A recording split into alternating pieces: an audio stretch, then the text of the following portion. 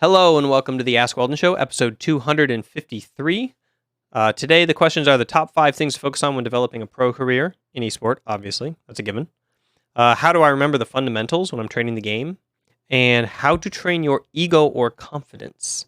Thanks for tuning in.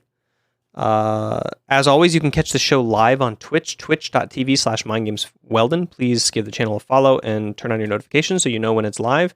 That way you can ask your questions before and after in Twitch chat. And if you want to get your question on the show, please call in. I always need questions, and the show runs on questions. So it's kind of like if you think of the show as a fire, you are the fuel or the oxygen or the wood or whatever for the questions. So call them into anchor.fm/Weldon Green. Anchor.fm/Weldon Green. There'll be links throughout the show, or you can check the link down below the YouTube video. And without further ado, let's jump into the first question. This one is from Oscar. Hi, Weldon. My name is Oscar, and I am currently attending an esports school in Sweden, where I have been given the opportunity to create an esport course on what a full year or two playing League of Legends professionally could look like. This course I am working on is supposed to give people the opportunity to fulfill their dreams in working with a professional esport team without actually being professional players, but still working towards that goal in this school. I have been giving good finances to be able to travel and participate in tournaments here in Sweden. And I have been working on this project for about 2 months now, where I've been focusing on things like nutrition, physical activity, sleep schedule, mindfulness, etc. The course is starting in about a month, and I'm feeling pretty stressed out about it because I don't know if I'm missing something. So I was wondering if you could give me your top 5 things you would prioritize when working with a team to get it as progressive as possible if you were in my situation. All right. First of all, sorry if the volume's a little low on that question. I'm still working on trying to balance between browser audio and the mic. But just in general, this answer is going to be different than I would give to an actual pro. Because when you're developing a program for a school, it's important to think holistically about educating educating like players. You're actually delivering it. Awesome. Thanks a lot. Taro milk tea boba, guys. You're actually thinking about developing people, and you can't have a school has a responsibility essentially to make sure that a course has an outcome regardless of luck and dependencies of career and things like that. So if you're just working as a pro player individually by yourself, then you kind of do certain things. And if you're developing a program for students who are like attending a school, then you do things by the book. So I'm going to go through this as if I'm developing a program for a school. The top 5 priorities, or the things to focus on if you're going to be in a course or if you're thinking about designing a course, the first one is transferable social and emotional skills. So social and emotional skills learning is the category of things that I do to esports teams. It's my main focus when I'm coaching a team, is to train them in social and emotional skills, like first and foremost, because that plays into everything performance related. It also has a side benefit of playing into their career after they're an athlete. Is like the thing you get as an athlete that you get more of than if you go to college. So if you go to college versus if you go to pro athletics, typically speaking, you're going to develop this kind of like advanced tolerance for emotional ruggedness in a sports team. And if you play that up, if you like emphasize the training of it, and if you build the transference of those skills to other areas of your life, you will have a very successful life. And so my priority for developing pro athletes is focus on social and emotional skills, because you need that as a pro athlete, and focus on their ability to be transferred around so that if you don't get to go pro, then you're still going to succeed in the next thing that you tackle because you get to bring all of the skills that you developed along with you. So social and emotional skills learning. Second thing is, let's get away from the social and emotional side. Then if you go to the pure physical side, then you're looking at reaction speed and mouse accuracy. So mouse speed and mouse accuracy. Sorry, not reaction speed, mouse speed. So here is a pretty generic thing. Within your field and maybe like cross games as well, you want to essentially train people's mouse speed and mouse accuracy to be the highest as possible. If you have high mouse speed and high mouse accuracy, you can essentially and then you have good learning and pattern in the game, you can be better than other people who see the same thing that you do because you just click more accurately and you click more rapidly. So that goes along with things like stopping the mouse exactly on a target, stopping the mouse on a target and clicking a target as your mouse is going over that target without stopping on it, which is also a really highly trained skill that differentiates between people who are just average and people who are amazing.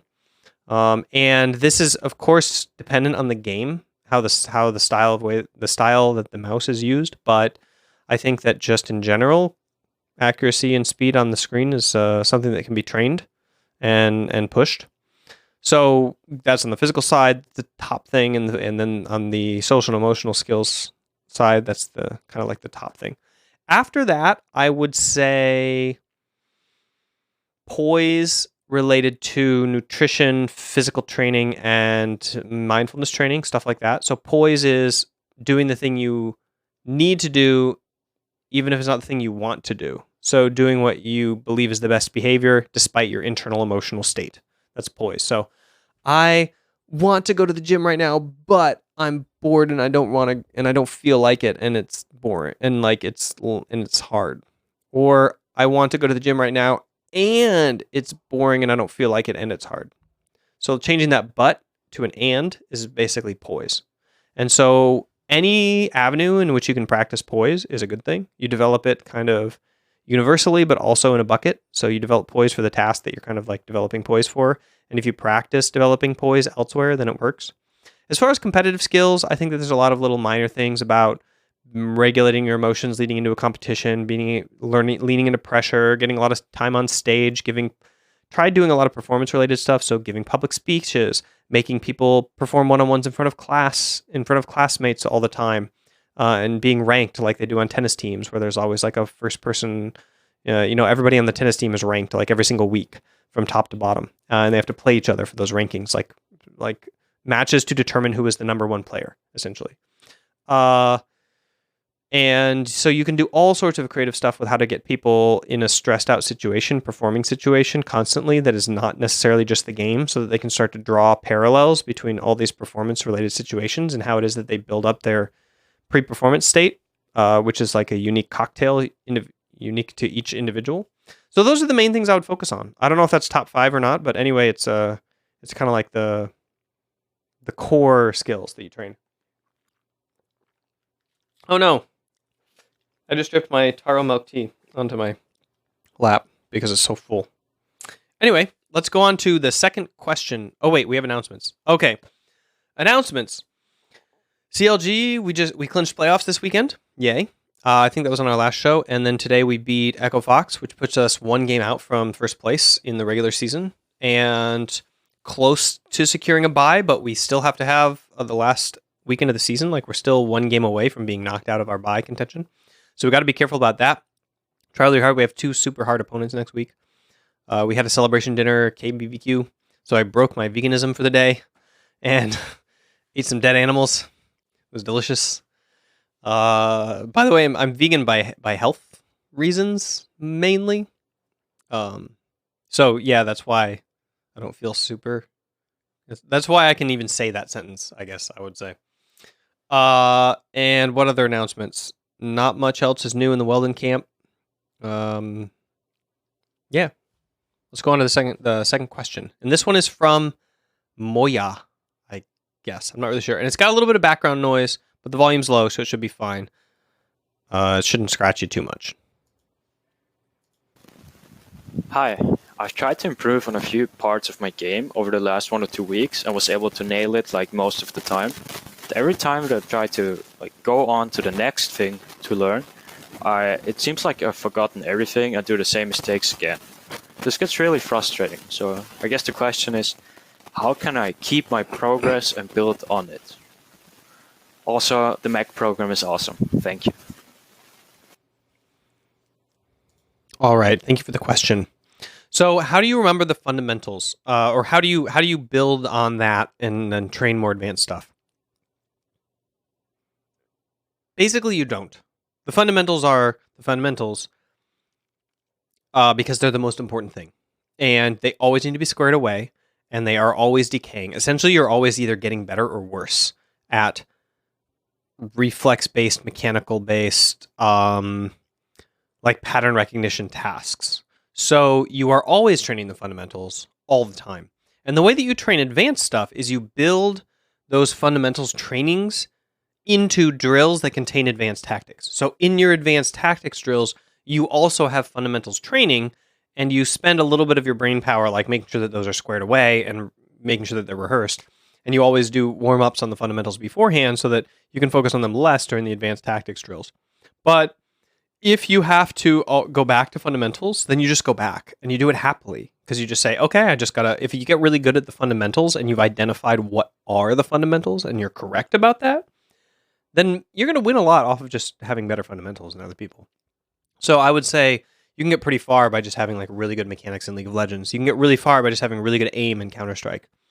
And location-based awareness, stuff like that, like where to be on the map, game sense. So if you just train those things, you don't even need to worry about advanced stuff, because you can get pretty far with them. And like I said, the way that you train advanced stuff is you build drills that include drilling of the fundamentals, and you make sure you warm up with the stuff beforehand so that it's kind of like in the back of your mind a little bit. It takes up 20% of your focus instead of 50 to 100%. So yeah, that's the answer to that question. Pretty straightforward.